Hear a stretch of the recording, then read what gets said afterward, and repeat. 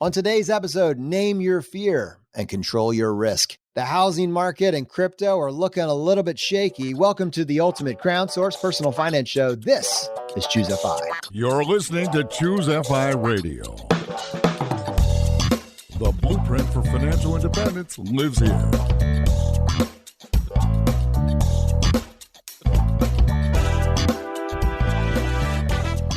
If you're looking to unlock the secrets to financial independence and early retirement, you're in the right place.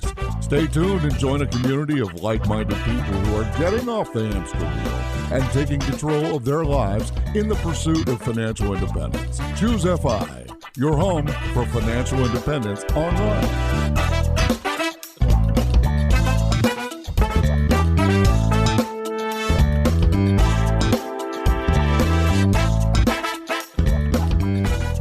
All right, guys, very excited to dive into this week's episode. And help me with this, I have my co-host Brad here with me today. How you doing, buddy? Hey, Jonathan, I am doing quite well. Yeah, like you said in the intro, name your fear.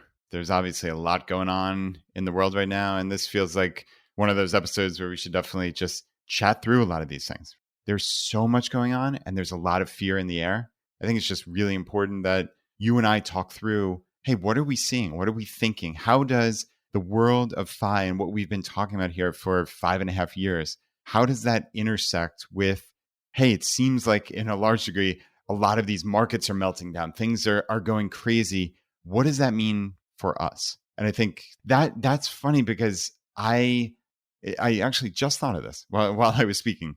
So I think that's what's one of the interesting things about like doing a show like this or listening to a similar podcast or listening to this podcast is like you pick up these little things and sometimes you don't realize how they impact your life, but sometimes it just does. You internalize lessons. We've mentioned a couple of times, and I know I've certainly mentioned this in the FI Weekly newsletter a bunch of times, an article called The Tail End by Tim Urban from Wait But Why. Do you remember when we talked about that, Jonathan? Not only do I remember you referencing it, I think I had a reason to bring that up in conversation within the last 2 weeks. So, I mean, I didn't know you were going to talk about this, but that's very timely. That article is one of the ones that has stood with me. Yeah, to me, that is just a life-changing article. And I love those kind of things that once you're presented with it, you can't see the world the same way. Like you, by definition, see the world in a different way. And in this case, even though the article in and of itself is actually sobering and somewhat depressing to like, if you just look at the actual words of it, I choose to look at it in the most positive sense. So just to quickly catch anybody up who doesn't know. So Wait But Why, The Tail End. You should Google that. It is basically like a visual representation of the timeline of your life. And he assumes a 90-year lifespan, which may be aggressive, may be standard, who knows, but that sounds reasonable. And he breaks it down into, let's say, by month. So you have 90 times 12, you have almost 1,100 months. And if you are, in my case, 42 years old, you cross off all the months and you see how far through this is. And again, that can be somewhat sobering. And also when he talks about the perspective, it's a change of perspective of, okay, I'm probably going to live about 50 more years. I love going in the ocean, right, Jonathan? I grew up in Long Island. I lived 10 minutes from the beach. And I would go in the ocean dozens of times this summer. And now if I go in once a year, it's a lot, right? So what does that mean? That means I'll probably step foot in the ocean 50 more times, which is really kind of depressing when you think about it like that. But when it informs a better life of, oh, somebody invites me to go to the beach in Virginia Beach, that's 2 hours from here. And my reflexive answer would be, oh, it's too far. It's annoying. I don't want to, whatever. Wow. I might only have 49 other times to do that in my life. I'm going to do that. Or in my case, where I've seen this actually come to pass, is what the article really focuses on is the amount of time you have with your parents. Okay. And my daughter is now 14 years old, my older daughter, and she's only going to live in the house for 4 more years. And I think Tim Urban says when you turn 18 and when you graduate high school and go off to wherever, you've spent 93% of the time you will ever spend with your parents. 93%, which is crazy. And then on the parent side, wow, you mean in 4 years, I only get 7% more of the time I'll ever spend with Anna? And for me, what that looks like is at 10 o'clock when I'm exhausted, I'm ready to go up to sleep. and she's hitting her second wind and she wants to chat. Just in the last couple of weeks, I've thought about this article and I've stayed and I've talked to her for another 10, 15, 20 minutes. And it's wonderful. And that actually changed my behavior, actually changed my life in the moment, thinking about this otherwise sobering article. So that's a very long-winded way, Jonathan, of talking about this. But I think it's really important. I love those things that just change your entire perspective on the world. I cannot believe Anna is 14, man. Going to be going to high school? Is that upcoming this year? Yeah, literally today is middle school graduation. Oh my goodness. Time passes so fast. And I guess at the same time, when you're talking about finances, it passes very slowly. Yeah. Like it's just like every single day, there's something that just mind-numbingly shocking, at least recently, and maybe for like the last 2+ years, and maybe for the last 2 years. And so, we're recording this on June 15th, and it's going to go out on June 20th of 2022. And as of this recording, we have grappled with the Fed basically letting us know that our inflation rate is at 8.6%, which is a pretty big admission. I mean, a lot of us have seen grocery bills that have gone up, more than that. We've seen homes that seem to have inflated at a much higher price, our gasoline. There's a lot of other things, but 8.6 is the number right now. And in a very interesting way, it's been trending this way slowly. We've seen mortgage rates start to trend up, but the last week or two, it has been astonishingly fast, 30 basis points a day, something like that. So where right now, the mortgage rate that's being offered, Brad, am I crazy for saying that it's actually now over 6.3, maybe even 6.5% is now the mortgage rate, where it was like 3% a year ago, 4%, like 6 months ago, or even 3 months ago. It's now at 6.5%. Yeah, I saw an article yesterday. And again, as you said, this is changing moment by moment. And I saw it was, 6.28%. And that was yesterday. I think I just Googled, and it was what came back to me as far as Google was concerned, said, over 6.5%, which is just, it's wild. Like you said, we have been used to these 3% interest rates for a couple of years now. You'd have to go back to around 2002 to see interest rates where they are right now. That's the last time that this was the competitive market for 6.5% interest rates. Yeah, that's crazy. And you look to history and you say, is there precedent for this? Of course there is. I mean, prior to that, these were fairly normal rates. So this is not like fear mongering or the world's going to come to an end, just like any of this. And I suspect, Jonathan, what we're going to talk through is just like reality as we see it. And I think that's one of the things that the FI community does so well is we don't stick our heads in the sand. We look at reality as we see it, and we make adjustments accordingly. And while obviously in a perfect world, I don't want to see mortgage interest rates skyrocket overnight because I don't know what the repercussions are. And I haven't done enough research to know precisely, et cetera, et cetera. But that said, I'm not going to deny reality. I'm not going to deny that gas prices I just saw at my local station are $5.20 a gallon. Like, it is what it is. Like, am I sitting here crying about that? No, because I've set up a life that I have a significant savings rate and I have money saved up. And if gas is $5.20, then I have different options, right? I can just continue with my normal habits. I can change my driving. I can do whatever. But again, just sitting and crying about something, it doesn't help. So are things changing, and are they changing quickly? I mean, Jonathan, the last couple of weeks prove yes, without any shadow of a doubt. Do we know what's going to happen 6 months from now, a year from now? I mean, no, we don't, but things are changing quickly and we need to stay up to date on this as much as possible. So if that weren't enough just to handle and like enough for a full episode, Oh boy. in parallel to that, we dedicated a little bit of time to talking about in the crypto world, the Luna implosion, which, I mean, this is not like just a rounding error. It was a $60 billion valuation just got wiped away. That was just a couple of weeks ago. And over the weekend, we saw another exchange with the $12 billion valuation. It was a very popular staking platform called Celsius, just locked up everyone's funds. You can't get it. And they are now contacting lawyers around basically redrawing up what their contracts say, et cetera. But everybody that has money in there, just for your purposes right now, it's gone. And we'll see what happens there. And in parallel to that, on top of the nightmare for people that had money in Celsius, crypto itself is down probably, Brad, 30% in like a week. Yeah. Is that easily. accurate? I mean, I'm sure there's some portfolios that are seeing drops of 60%. So we have like sidecar show after sidecar show, bloodbath after bloodbath in terms of just volatility. So, you're wondering what people experienced in past time. Like, I'm telling you, we are probably living in some of the most interesting, and I use that word because you can put all sorts of meaning on top of that, the most interesting financial times in recent history, certainly over the last, I would say probably, Brad, like 50 years. This reminds me, just with what we're seeing, it's out there. It's slowly starting to affect you. It reminds me, and again, when I say reminds me, I'm born in 85. But it reminds me of what I imagine the 80s would have looked like.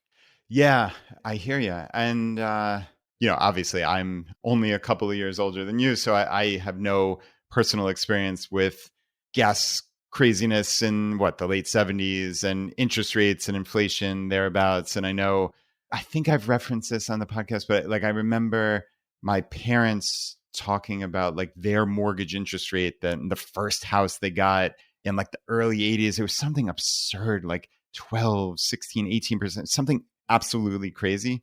But there are obviously tens upon tens of millions of people, hundreds of millions of people still alive who lived through that in the United States. And it probably doesn't feel that long ago to them, and because it's part of their adult lifetimes, right? So, I mean, there is precedent for this, but anybody born after like 1960, 1965, like we weren't adults when that was going on. So, I mean, you're talking obviously well more than half the population. So this feels new to us, especially the rate of change, as you alluded to. Like, if we don't know what interest rates are going to look like, and the price at the pump, is the price at the pump going to be $8 next month? Is it going to be $12? I have no idea. But it's almost besides the point, because it's that fear. It's that fear of the unknown. And I think that is a very reasonable lizard brain reaction to, I don't know what's going to happen. And that doesn't feel good, Jonathan. It definitely doesn't feel good. And I know people that have been affected by both of these, two monumental, earth-shaking financial pivots that we've seen, people on the housing side and certainly people on the crypto side that have seen, just heartbreaking volatility. Now, in theory, I guess in some cases, it's unrealized loss in the crypto space where they had one, net worth, and now it's taken a pretty significant haircut. But in the cases of some of these things like Luna and now probably Celsius, they're never seeing $1 of that again. It's probably gone. And so what we're going to do with this episode is we're going to give ourselves permission to talk about what makes us nervous. And then we're going to assess best we can just what we can actually control. And then we're going to implement some best practices, right? Like, there are so many things we cannot control, but we can use good decision making, and we can try to put some guardrails in place to control our risk and just kind of workshop, what will we do in XYZ scenario? And we want to come out of this, we can't control everything and we can't fix everything. But what we can do is we can minimize its impact on our day-to-day lives and on our short-term and medium-term plans, and certainly our long-term plans. So let's start with housing, Brad, just because just this past week, so 1 week ago today, this will be episode 381, choosefi.com/381. We did an episode that I think is more important than ever, talking about effectively housing affordability and assessing like how much payment can you afford. And while we intentionally did this, 1 week later, to me, it's even more important that we did not put the focus on whether or not the house is a good deal, whether or not the house is being valued correctly, whether or not you're buying at the top or the bottom, but rather, how much risk are you exposing yourself to based on a calibrated metric for what your monthly payment is? Yeah. And I think that is an important metric just in life, because life happens, right? Things happen. You can lose a job. You can, have a situation that is completely unforeseen. And you have to understand, like, Jonathan, when we moved from Long Island to Richmond, we very intentionally said, could we afford this house on one of our salaries? Because what if life happens? What if one of us was laid off? What if one of us wanted to stay home with future kids, right? Like, this is how we thought of it. We thought about it in the most conservative way possible, because if you are living fully exposed at all times for things to work perfectly. If anything is set up, right, either in your life or any system, that the system only works when it is perfect, then you have a flawed system because things happen always. And that is critical for every single person listening to this to understand that you cannot only plan for the best of times. I would argue it's the exact opposite. You plan for potential calamity and then you are pleasantly surprised with upside. So in this case, Jonathan, we talked about these common sense spending guidelines. And, you and I just went through the numbers and we tried almost to back into this. What would it look like living a FI lifestyle, understanding that, as we say, life is lumpy and there are always unexpected expenses, and we threw those into this made up budget in essence, but it wasn't completely fictional made up. It was made up based on, hey, what do our own lives look like? Okay. And then you can say, all right, I understand utilities are going to be fairly constant. Your cell phone's going to be fairly constant, all these things. But what is the big unknown for most people? It's their housing. And are they led to believe by their helpers, right? The real estate agents or the mortgage brokers, that they can quote unquote afford so much more? Well, yes, if it means literally paying the bill, but right. But can you actually afford that? Can you save any money? Can you withstand even 30 days without having your income? Because life happens, right? So I don't think what they say you can afford is what you can actually afford. And we hit on a very specific number. I didn't realize, when we were recording that episode, we were looking at it through the lens of someone pursuing financial independence that has additional goals outside of just being able to get a mortgage underwriter to loan them the money to get the house, right? Their goal is not to get the mortgage writer to approve them, but rather to reach financial independence. And this is going to be the place where they live and what they, call their home. We were not, and this is very important, we were not making any judgment on whether or not the home is a good value, whether it's a deal, but it was really just looking at the payment. Is this one choice on whether or not you can afford this massive payment, this long-term payment? Is this going to rob you of your ability to achieve all of your other goals? And so we came up with this, and really, Brad, I'm going to give you some credit for this. You were encouraging us to back out the 401k, and just let's look at that after-tax income, because nobody does that. There's no other general guidelines that talk about that. And when you do that, you have the benefit of really taking into a situation, the state that you're in and your flexibility. Let's say that you do contribute money to your 401k and then you were just looking at your take-home pay. Maybe you do have some artificial extra control on your ability to bring money back out, et cetera. But this really, it gives you a calibrated approach of saying 25 to 35% of your after-tax income. If you're at 25%, life's going to be pretty easy. And while you could probably afford 35% of your after-tax income, I mean, it's going to cut pretty heavily into your ability to, to have a savings rate long-term. You can still do it, but, there's going to be sacrifices made in other areas. Well, what was so interesting is I ended up having a conversation with a friend later on that week, and these numbers were all top of mind. And we ran through this exercise. And, we start with, well, what's your gross income? And then they acknowledge, they're actually in the housing industry. They acknowledge their income's probably going to go down a little bit next year. So we took their expected income and we ran through this calculation. And then they had just gone on contract for a house. And, the house has gone up in price. The interest rates have gone up. And we just ran the numbers. And this payment, again, not a judgment of whether or not the house was a good deal or a bad deal, whether or not this was the top of the market or the bottom of the market, it doesn't matter. This payment was approaching or over 50% of their after-tax income. And to me, suddenly, in a moment of clarity, that conversation got locked in because this is a person in the industry. And I think there's a fear of what if this is the bottom and we never see anything like this again. I mean, imagine how caught up people were in 2006, 2007 with runaway everything. We just got to get in and I got to prove, which tells me that I can afford the payments. But in light of our calibrated metric, they have no margin, no room for anything to go wrong. And I was able to say that and they were offended. They were offended that I said that. But at the same point, I was the only person in their life that had said that. Yeah, isn't that interesting, right? That's the first response, is to be defensive and to be offended, as opposed to, wow, this is the one person willing to be honest with me, because this is the only person who's not just cheerleading, right? And just saying, oh, good for you. Congrats on the new big house.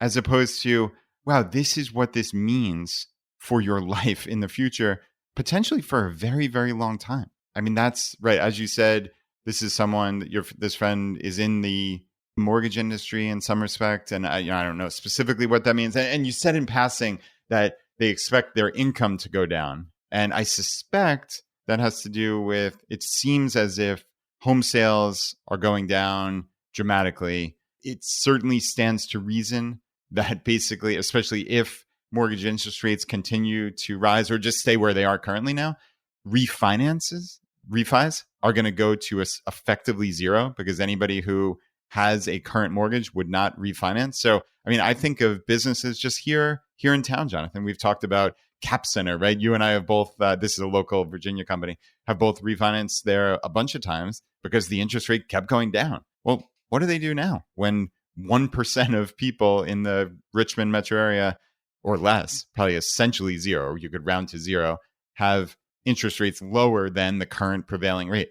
I mean, does their business go to zero? If not zero, pretty darn close. So, I mean, this is why, again, that like planning for the worst, it isn't always going to be good times, no matter who you are, what industry you're in, because again, life happens. And that's not like, this is not us fear mongering. It's quite the polar opposite, in my opinion, right? This is, you need to plan for this because life happens. And then what is the downside? So the downside to me of planning ahead is virtually zero, and just being a little bit on the conservative side versus living to the fullest, spending every dollar you have, not saving for a rainy day. What's the downside then if you lose your job? It's complete catastrophe. So like, there's no comparison there.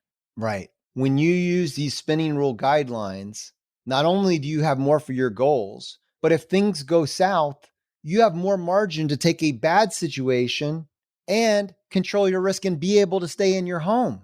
It's one thing, let's say you have to consider the fact that you're buying at the top. Even if you don't believe that, even if you think that home prices are going to continue to go straight up from here, if you're trying desperately again, you have to consider that price, this might be at or near the top and that they could go down. Okay, that's fine. So yeah, I'm okay with that. It could go down 10, 20, 30, 40%. This is the home I really, really want. And I'm okay being underwater in the home for the next 5 to 10 years because it's the home I really, really want. Okay, that's fine. But what if you can only afford to stay in the home that you're underwater in if you keep your job? And, oh, by the way, your job is tied to the industry that's now going down the tank. You could only afford it in the best of times. And now the home that you're underwater in, you're also out of.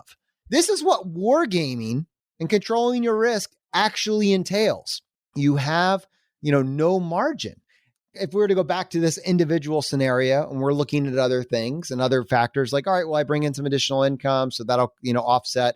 And then also I do have a rental property that, has just become profitable and I'm bringing in some extra money. You could assess how much, and then maybe you could say, all right, well, what would make that payment affordable for you? And in this case, maybe an affordable payment for this individual would be like $1,500 a month and it's at $2,000 right now.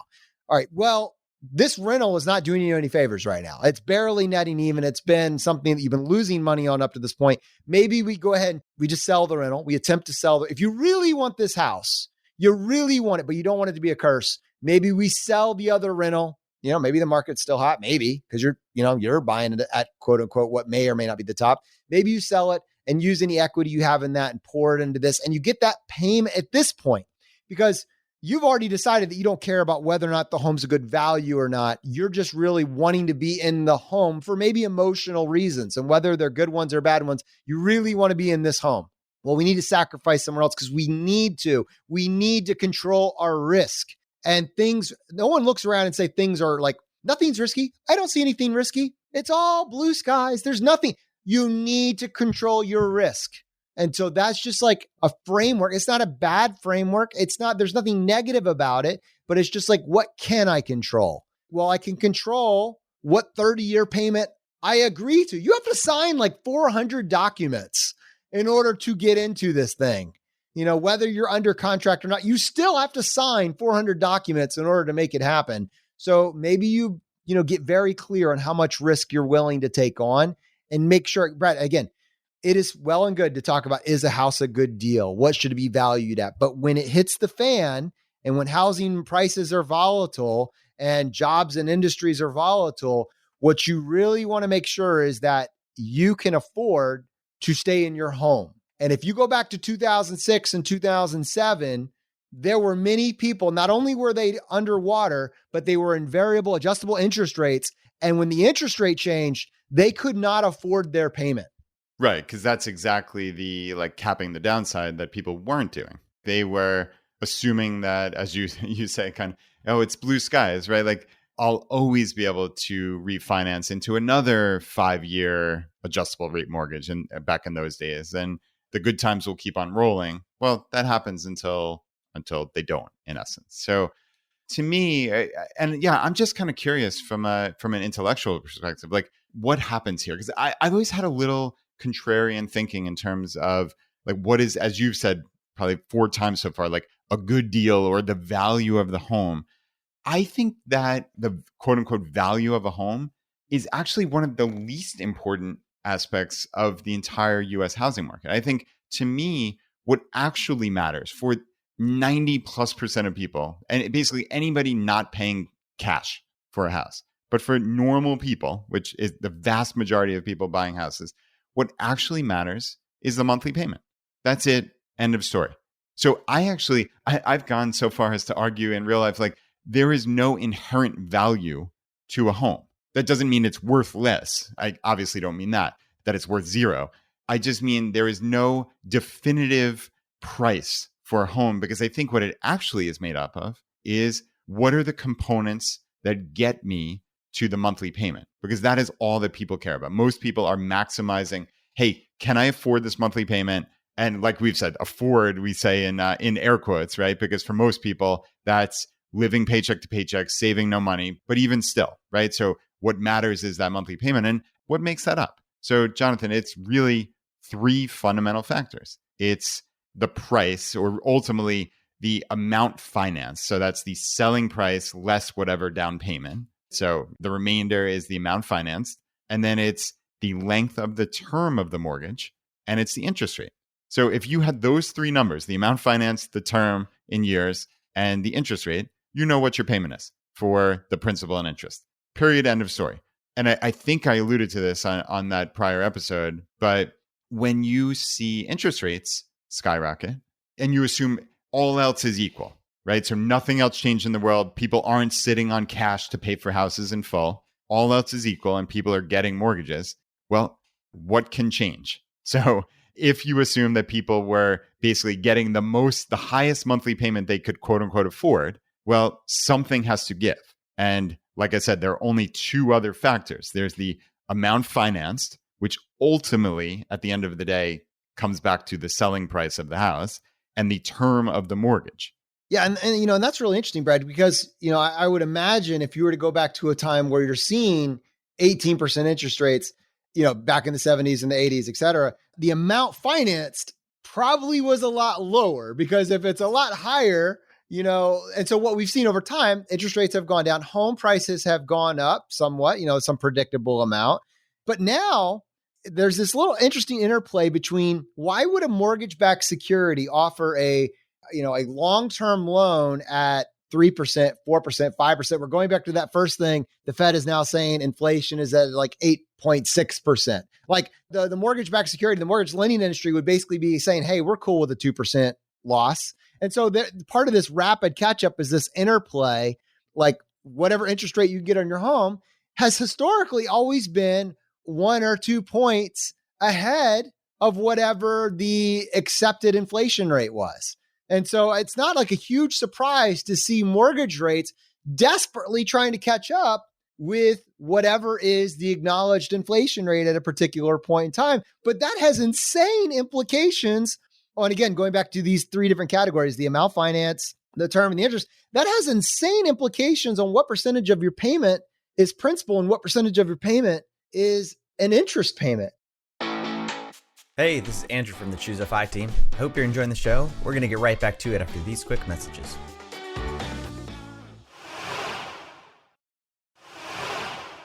Really quickly, I came up with an example here just to kind of prove this out. So I set up, basically just went to a mortgage calculator and said, okay, a $400,000 home that somebody's putting 20% down. So in essence, what really matters is the $320,000 principal. And I said, okay, 30-year loan and the 3% interest rate. So this is as of whatever, 6 months ago. And again, what I think is the most important aspect is the monthly payment. So this came out to about $1,350 a month. Okay. So that's pretty reasonable. That actually fits in, interestingly, like perfectly to what we did last week with the 25% for a reasonable salary. But then if you just change that one item, the interest rate, right? Again, it's just those three numbers, the 320,000 principal, the 30-year term, and then the interest rate, I put it that 6.28% that I saw yesterday. The mortgage payment jumps up to $1,976. So Jonathan, that's a $616 increase on $1,350. It's almost a 50% jump, which is insane when you think about that. So that's just that one factor. But then I looked at it as, okay, what would practically happen if, again, people could afford the $1,350, right? If that was the number, if we can't change the term and the interest rate is 6.28%, well, what has to change? The loan amount has to change. So I tried to just back into this, like what would get me close to that $1,350 a month?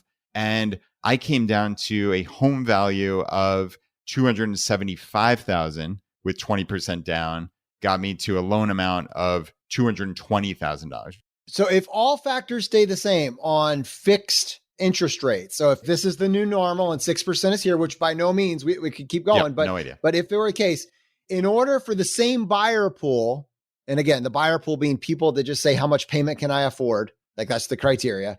The same buyer pool to exist, not be constrained by the people that are also pursuing XYZ goals and are more cognizant of their savings rate, et cetera. But for the same buyer pool to exist, the home that was valued at $400,000 would need to come down to, what was the number you just came back with? Yeah, I came up with $275,000, but even just being a little more charitable. And let's say that again, in my first scenario, it was $400,000 home value with an $80,000 down payment. So let's assume that same $80,000 down payment, then the home value would be $300,000 because $300,000 with an $80,000 down payment would get us to a loan amount of $220,000, which is the important number. And that at 6.28% is that same mortgage payment per month at $1,350. So even in the most charitable case, assuming this one thing changes, which we've seen the interest rate change, and there are no other factors, that home price that was $400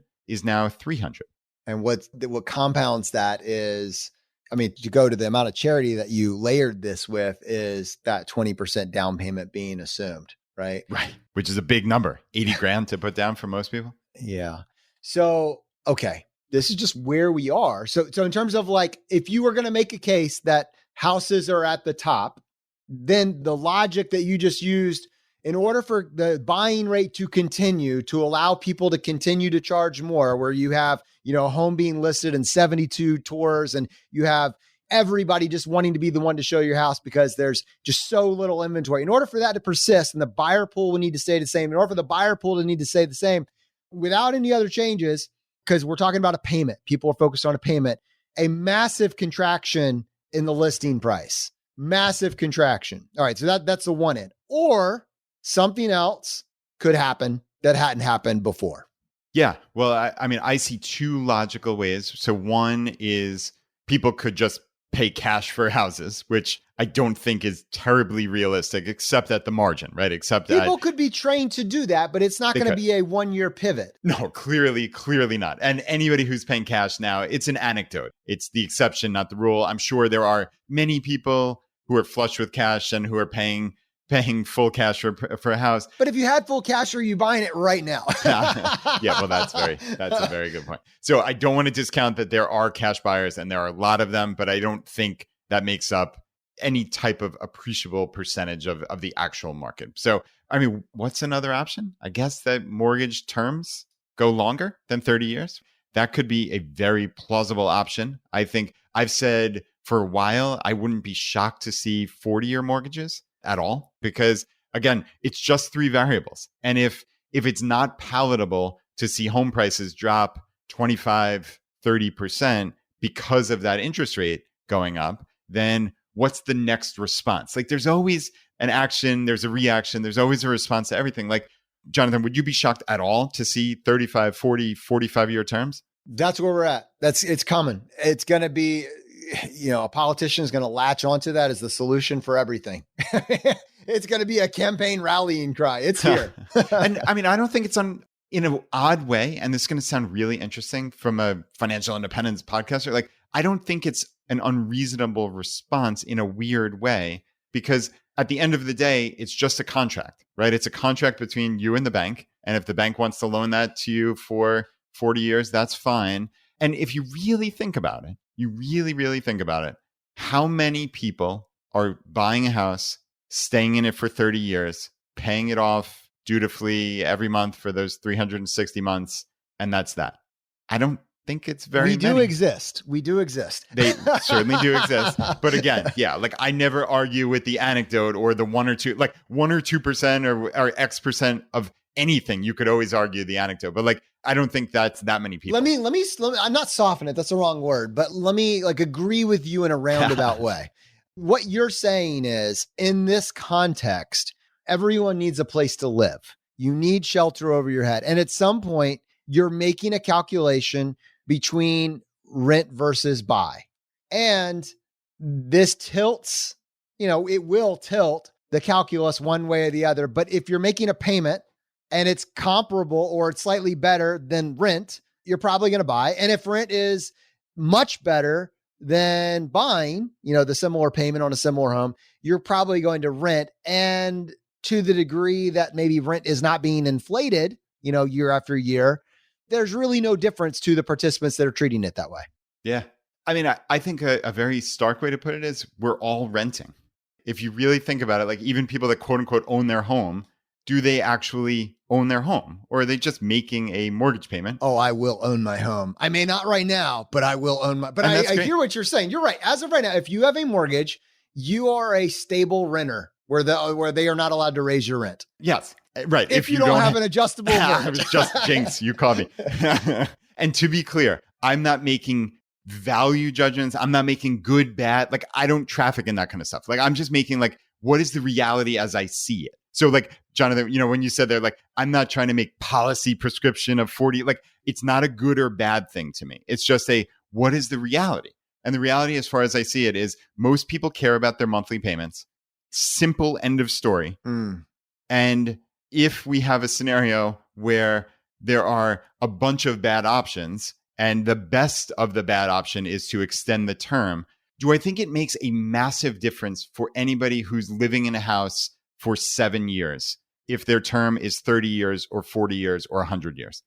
I really don't, personally, because I think the vast majority of your payments for the first X number of years in your mortgage amortization schedule are mostly interest anyway. So what you're actually playing a game of is speculation in terms of the price of the house. That's what quote unquote owning is. Because again, let's be perfectly clear. Unless you own 100% of that house, the bank owns your house if you miss a payment. And even if you own 100% of it, you still have property taxes in most states. Right. So Exactly. But that's neither here nor there. I was going to bring that up, but I didn't want to burst your bubble actually on I will own my home. Yeah, Brad, you made so many good points there. And I definitely do. I am biased towards the homeowner, although I get intellectually the argument. I think that argument is even more important now than it was, a year or two back. You really need to appreciate this because we are going through some sort of transition state. Like if things are unsustainable, then they cannot be sustained forever. And we will get to some sort of steady state. House prices will come down, 40-year terms will land, interest rates will come down. Something will happen because homes need to be sold and the market will at some point respond to supply and demand. But in the meantime, because that doesn't help you, in the meantime, what you can do is make sure that your payment does not need to be a curse. And one thing to keep in mind is that while, if you're renting from year to year, you may have to deal with increase in rates that you might not have to deal with if you get a fixed rate loan. Well, all right, what can we control? We can make sure we don't sign up for a variable interest rate. That's one, like on a mortgage. If we're going to get in a rent situation, we can make sure we have a great relationship with our landlord There are a lot of people that are paying well under market rent even now because they just have a long-standing relationship with their landlord. In fact, I know individuals that are renting to friends at far below market or were for a long time because it's a friend or they have a great relationship and they just make it so easy. This is just a scenario. So there's ways to optimize on both sides. But don't forget, to Brad's point, how many people are actually staying in their home for 30 years? Well, my wife will be. That was one. But outside of that, if you are one of these that are moving, just because your interest rate's gone up and your payment has gone up with that, and whatever, the cost of moving from one home to another has not gone down. So, if it costs on average 6-7% to move from one home to another, you really need to factor that in when accounting for, hey, do I want to be in this home as a buyer for the next couple of years, or do I want to be in this home as a renter for the next couple of years? Selling and buying a house is an incredibly expensive transaction, house aside, whatever the house is aside. So in terms of tilting this back towards that renting situation, if you recognize you're in a transitory state right now and you're trying to get the lay of the land and you recognize, here's what I'm not willing to bend or yield on, and you don't know whether you're at the top or the bottom of the market, but you recognize things that are unsustainable will not be sustained, I would be very comfortable in that case looking around to see what I can do in terms of rent until you have a better sense of the variables and how this thing is going to go.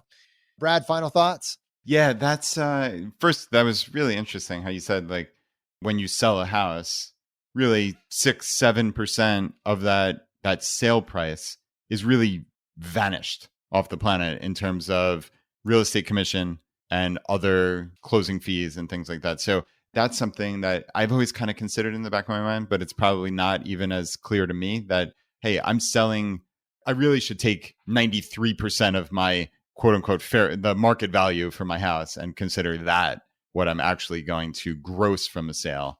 And then you have to net that against your current mortgage balance. So yeah, and if you are like a serial mover, which I know people like that, hey, I buy a house because I have to buy a house, right? And then I move every 2 years. Their net worth is it's like they're putting it in a fireplace and just burning it. And it doesn't make any sense. And I don't want anybody to walk away from this segment of the episode, or certainly this episode, thinking that you and I, or me specifically, because I've been a little more overt about this, is saying now is a great time to rent. That's not the takeaway at all. I think it's, you need to be aware that situations change. What I think about is a mental toolbox for how to succeed at life. And this is but one example of that. So I'm not even trying to harp on this example of housing because, again, I'm not making a value judgment on any of this stuff because I just go into it with an open mind and eyes wide open and say, okay, what are the facts on the ground? What could possibly change? What kind of impact would that have on me? What's my time horizon? Do I think I'm going to stay here for 3 or 5 years? I factor all of these things in, and then I come up with a decision, right? So is now a great time to rent? No, you hear these horror stories of rent prices skyrocketing and all these anecdotes, right? And I don't have specific data right now to present to you, but it's not walking away saying Brad from ChooseFI and Jonathan from ChooseFI said, don't buy a house. That's not the takeaway. The takeaway is things are changing. You need to be aware of this, and you need to be aware of what are the potential ramifications. And can I get ahead of something if I need to? Like Jonathan, the person that you described, your friend, they might need to make a decision sooner than later, especially if interest rates are going up and we think there's a potential that housing prices can go down, but they haven't yet, right? Are we prognosticating 100% certainty that housing prices are going to go down? No, obviously not. Nobody could do that. Is it plausible or reasonable to expect they might? Yes. Can you get ahead of that? Maybe you still can. In terms of final thoughts on this, I just, people that are making that decision between rent versus buy, and specifically people that are, applying for a mortgage right now and maybe trying to get into a home. I just think the episode we just did this past week, episode 381, I just think it's really critical. It was in light of you hitting your financial independence goals and being able to preserve your savings rate, but I think it gives you a calibrated framework for controlling your risk and making sure you don't lock yourself into very big, expensive, bulky, and unwieldy financial decisions. Mortgage is one of the big ones. It's one of the big ones. It's like taking on the student loan debt and which college you're going to, it stays with you. And so it helps because these are very emotional decisions. it helps just to have a little bit of a framework for like, well, if it goes wrong, how much risk have we set ourselves up for? So I would just encourage you, go back, listen to that episode, do the math. That's episode 381. Think about what it means for it to be 25% of your take-home pay all the way up to 35% of your take-home pay. And if you do the math for yourself and you find out that you're trending towards 50%, think about the implications of that if, in fact, you are buying, at or near the top. So that was really, Brad, I know both of us felt it was important to round that out in light of what we're seeing, because maybe what if we see interest rates go to 10%? I don't know, maybe could happen. I would never have guessed they would have gone up to 6 within 2 weeks, from 4 to 6 in 2 to 3 weeks. I would not have guessed that. So maybe if they go to 10%, well, you may have gotten your loan locked in, but your home prices are tied to the buyer pool that comes after you. And what are they going to do when they're reacting to 10% interest rates? What does that mean? You need to be very cognizant. Now, when you're talking about controlling your risk, this was when it comes to housing, we had to, and I don't think I have a full episode here, but I don't think we can just ignore this in light of what we've seen this week. We had to circle back to what's going on in crypto right now, just because, Brad, it is an astonishing sidecar show in terms of what's going on parallel to the financial markets.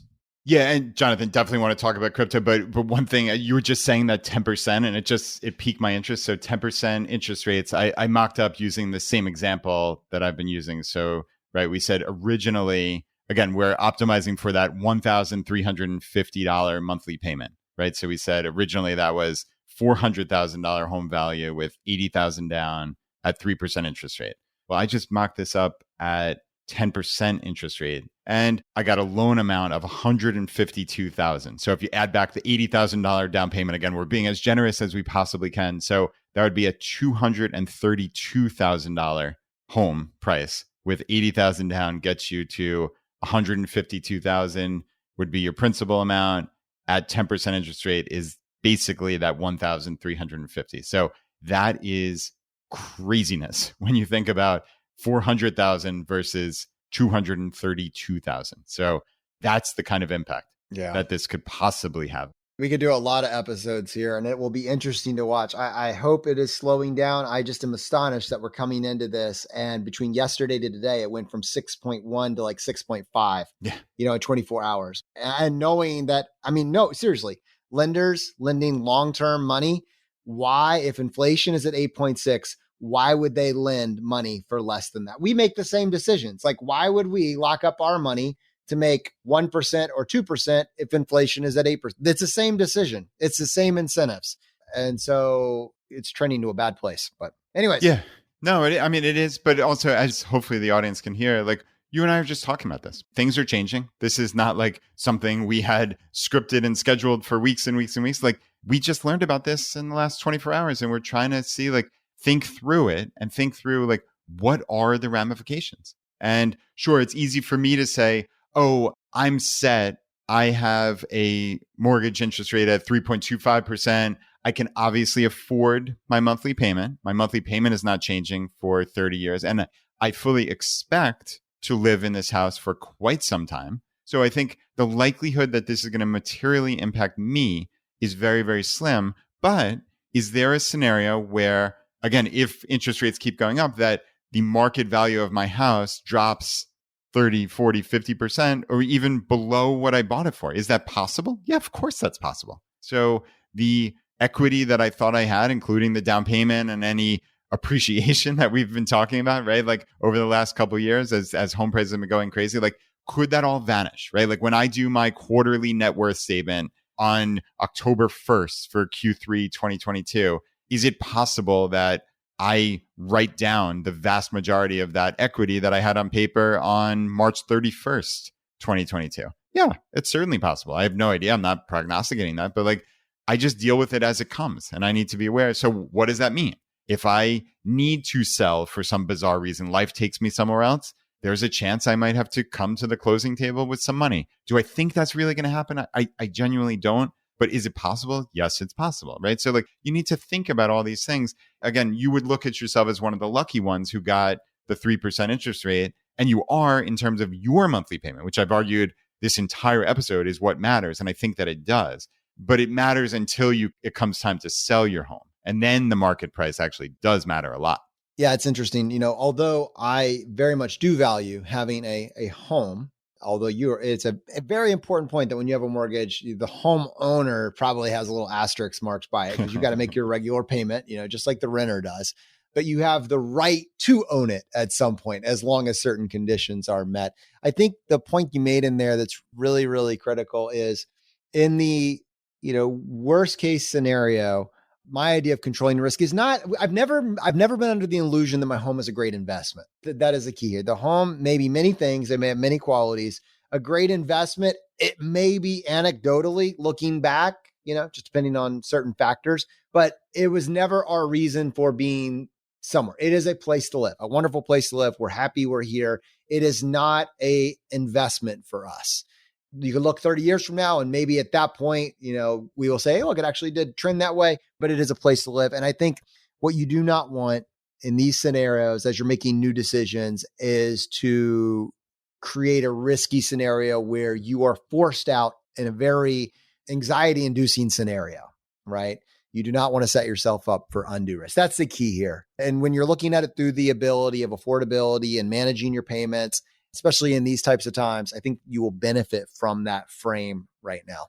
Yeah, and it's interesting. Even built in there, I think about Annie Duke, who we had on as a podcast guest, and the term resulting, which she said, right? Like, and this is tangential to what we're talking about here, but even you saying like, I might look back 50 years from now and say, oh, that was a good investment.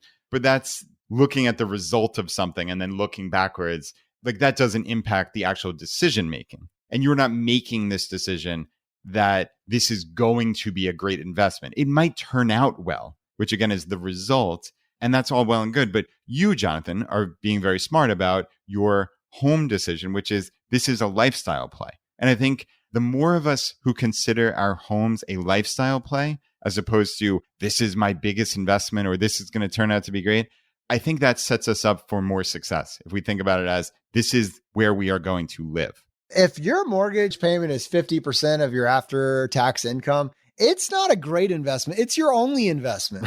You're all in on that hand. I mean, that doesn't factor in utilities. It doesn't factor in all of your food and grocery and gas bill or anything else. Like, I hope you got the garage you wanted because it's, that's it. That's what you have room for. So, you got to be aggressive on these things because you still have a chance to make a different decision, now. And looking at the payment again, a point of calibration.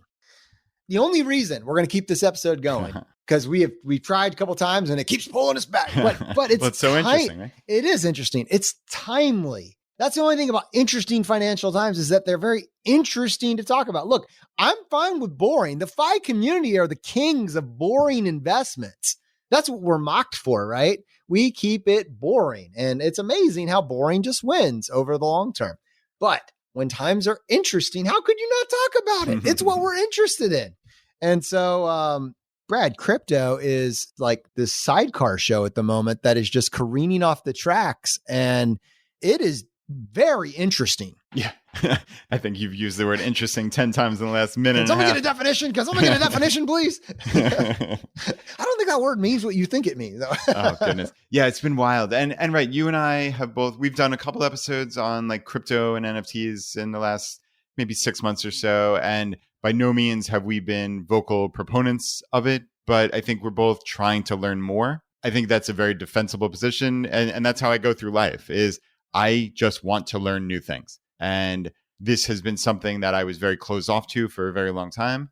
And I'm just trying to learn more. I think the technology is really, really interesting. I have no way to know. And we've said repeatedly, like most of this stuff is going to go to zero. There's no way to know what. But over the long term, I think the technology is incredibly, incredibly interesting. So that said, I've been paying more attention. I used to pay zero attention to this. And now I've been paying a decent bit of attention because I just find it fascinating. But what a weird, wild, volatile market of people who are mostly unsophisticated, pretending that they're sophisticated. It goes back to like the complexity that we always talk about. Like, I think whenever you find complexity built into something, it's usually somebody trying to act brilliant when they don't really know what they're talking about. And I find that a lot in the crypto market. I also find a lot of the other kind of deadly sin of personal finance is leverage. I find people doing just insane stuff. And Jonathan, what we've seen a lot of in the last couple of weeks of these massive implosions. I mean, we talked about that Terra and Luna thing, which was just a bizarre, like, quote unquote, stable coin, but that was based on an algorithm that was somehow pegged to this other made up currency. It was like anybody who looked at it for 5 seconds with any type of finance brain would say, like, oh, wow, this is definitely going to fail. It's just a matter of time. And it did fail. It was just a matter of time. But there are other names that we see, like you mentioned in passing, Celsius. And Celsius was a company that tried to bill itself as basically crypto for normal people who didn't want to take overt risk. And there are a couple of platforms like that. And I do not mean to lump them in. It's just these are kind of go hand in hand. When people think mentally of Celsius, they think of BlockFi and they think of a place called Voyager. It's all kind of similar. You put in some cash, usually US dollars, and you magically get an interest rate of 7, 8, 9%. And what's going on in the background is unclear in a lot of senses. When you might hear the CEO or the founder talk about what's happening, and it sounds safe-ish. And even I've been lulled into believing that with some of those companies, but you just never know at the end of the day. And kind of mitigating risk, as we said way back at the beginning of this episode, like mitigating that counterparty risk of like somebody else has control and you don't know what decisions they're making. Well, it's coming out that Celsius made some catastrophic decisions. And basically, in the last 48 hours, it seems as if they are completely insolvent. And what they did very practically was they said, oh, you have money invested with us? You can't withdraw it. Closed up shop for withdrawal. So your money is stuck here. Really, you have no idea as an investor if you're ever going to see that money, what fraction of it you will ever see, what that timeline is, et cetera. But for all intents and purposes, the billions and billions of dollars in Celsius cannot be withdrawn now and might be gone forever.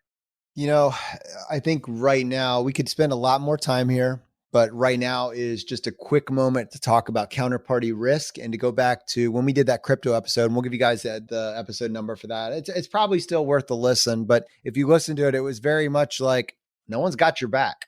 Most of the stuff's going to zero, and here's some of the ways these can go south. And sure enough, some of them have actually gone down that worst case possible scenario. But the big takeaway was, don't invest on leverage, and not your keys, not your coins, which basically means you may think you have crypto of some type, some coin that you're excited about. But if it's not in a wallet that you have the keys for, and I know there's a little bit of tutorial going on here, but trust me on this, at this point, this is more important than ever. If you have your coins custodied on an exchange, any exchange, but in particular, some of these staking ones that offer better than normal yields, you are in an incredibly risky scenario at the moment. And I would be encouraging in crypto the equivalent of a bank run right now. And I know that sounds aggressive and sounds, inflammatory, but I mean it. If I had any crypto on an exchange, any exchange, and certainly any staking platform, I would be trying to find out, how do I set up a wallet? If you don't already, you should have already. You've been warned by many, many people, but in case you missed it, I'm telling you, it's worth your time today. Find out how to set up a wallet, your own wallet, and I would move as quickly as possible your crypto of any type that you have to that wallet. And the reason for that is, although you may be a hodler, although you may be fine, you may be very sure that your technology of choice, your blockchain of choice, your crypto of choice is going to be the one, and it's going to be incredibly valuable on the other side. If you don't have the keys to it, if you're not the custodian of it, you are not only subject to the volatility and the risk of that individual crypto, but you are also subject to the volatility and the risk of the exchange, and in some cases, the platform in the case of Celsius. And so there are individuals. So just because you didn't buy on leverage, there are individuals worth millions of dollars, hundreds of millions of dollars, that created that net worth by borrowing massive amounts of money and buying, various cryptos at various price points. And then they took their profits and then they borrowed more. And they are leveraged up to their eyeballs. And if what we're seeing continues and crypto continues to go down more, then they will be liquidated, which means that their assets, their coins, will then be put for sale on the market so that the people that lent the money can get a portion back, which will drive those cryptos down even further, because you're going to have a mass, hundreds of millions of dollars being sold. All right. So what that means is if there are exchanges that have now set themselves up in a financially risky scenario and their security, their risk levels are tied to the volatility of these coins, then they may be in a risky scenario. And there are many exchanges that have laid off 20% of their staff, 30% of their staff. And if you look at the fine print on all of those exchanges, the assets that they are custody of can be claimed in the case of any sort of bankruptcy, et cetera. So what that means for you don't need to understand all that. You need to know not your keys, not your coin. You need to take the time today and you need to set up your own wallet and get your crypto off as quickly as will be allowed, because there are risks that are outside of your control. They have nothing to do with your risk tolerance. They have nothing to do with your timeline horizon. They have to do with the fact that there's massive leverage that is being shed into this market right now. So I am worried for you. And I hope that you take action on this today if you are in crypto. Brad, do you have any thoughts on that? Am I portraying this and, being too severe on how risky this scenario is for individuals? No, I think that pretty much covers it. I would agree. Like you said, how can you mitigate risk? And obviously self-custodying your own cryptocurrency is risky in and of itself. So you need to learn about that. You need to get a hardware wallet, which usually means buying directly from either Ledger or Trezor. You don't ever want to buy from a third party anywhere because they could have malware on it. So you need to learn about this. If you're listening to this and you own crypto and you don't know about it, you need to start learning. But it's very important to be safe with it. So yeah, Jonathan, well done on that, uncovering that. But going back to the episodes, it looks like we did a larger crypto episode on episode 323. And then we did 2 episodes on kind of blockchain and NFTs and smart contracts in general, episode 361 and 362. So yeah, there's a lot of crazy stuff going on in the world, and we are just trying to keep up to date with it. And like we just said, like the world is changing and you need to figure out what's happening and how do you react to it? And how do you understand, like, all right, I'm in a position of strength with a FI savings rate, whatever that savings rate is to you. And I understand things are changing and they will continue to change, good, bad, or indifferent. And I need to just understand the rules of the world. So that's kind of how my entire outlook on life is really summed up in that. It's interesting, Brad. Like there's a lot of adrenaline. You almost feel like you're going into the boxing ring, right? And you're doing a couple matches, the things you have to talk about, and you want to share these things and get across exactly the different points that you've prepared around. But although hopefully all that comes through, going back to this lizard brain. So name your fear, control your risk. These are things that I am quote unquote, I guess, afraid about. But I would say like actually my fear level is, once you've controlled your risk and once you got your timeline horizon and you workshop what could happen. And like, all right, how would I respond? Like, what would I do? And we can go through that exercise. I would say my anxiety levels are around a 2 or a 3 out of 10. Like I'm looking at this from the sidelines. It's not convenient. It's not fun. I don't get any pleasure from it, but man, I'm glad I set up a 50% savings rate a long time ago. And man, I'm glad I didn't overextend myself on my mortgage and that I have a fixed rate mortgage. And wow, I'm glad that we, made some extra payments. And wow, I'm glad that we have a savings rate and that we are aware of how much our life costs and we have margin to contract. And like, all right, that's fine. If let's say someone is listening to this from scratch and they're like, all right, well, what do I do differently? The amazing thing is you don't do anything differently. You just get on the path to financial independence. And the side effect of being on that path is that you have more margin in your life to tolerate the winds of fate and uncertainty than anyone else on the planet. Right? And it's not based around options or puts or secret strategies or anything else. It's just common sense guidelines. It's controlling your risk. It's, really focusing on what it is that you value and then putting your time and your energy around that. And I know it's not fun, but hopefully the fact that you're on this journey gives you resilience, and what doesn't kill you makes you stronger. All right, my friends, the fire is spreading. We'll see you next time as we continue to go down the road less traveled.